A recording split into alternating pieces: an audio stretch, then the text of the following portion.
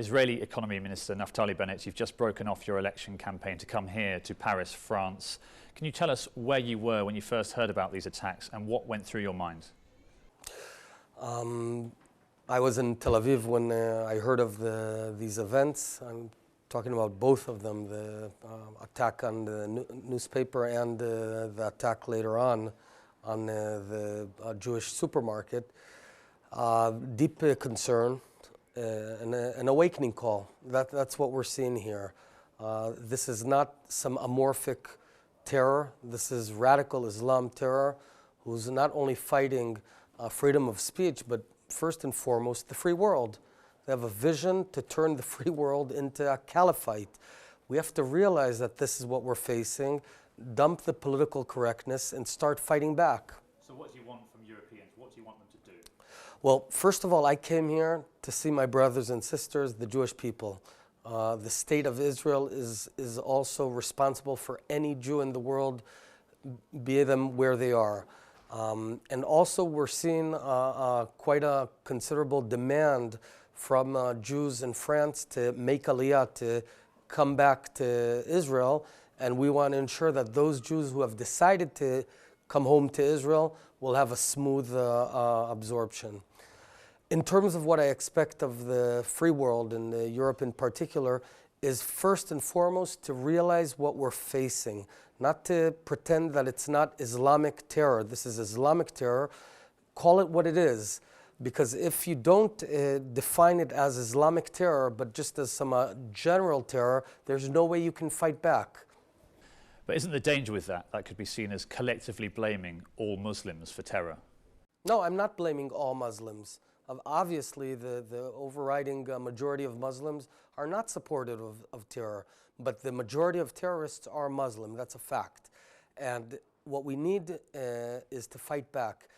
In Israel, we've been in the midst of this sort of Islamic terror for decades now. We've seen it in Gaza, in Tel Aviv, in Jerusalem, and all across Israel. And in many cases, the European countries were sort of tolerant to terror as long as it doesn't hit them. And I said back then, whoever accepts the murder of women and children in Israel and calls it occupation instead of what it is, which is terror, will get it in London, Paris, and Madrid. And unfortunately, that's happening. I hope this awakening call will wake up the European continent and start fighting back. So what you're saying is you think that Europe's been too soft and we're too naive? I think there's a degree of naivete in Europe. I think there's a desire under the guise of political correctness to sort of understand the motives of these terrorists.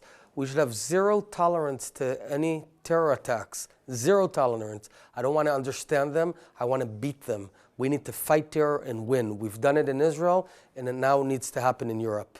What do you think is driving this, though, these terror attacks? It's the motive of these terror attacks is a deep ideology, a deep maniacal, fanatic ideology, where their goal is to form a global caliphate that'll take over the world.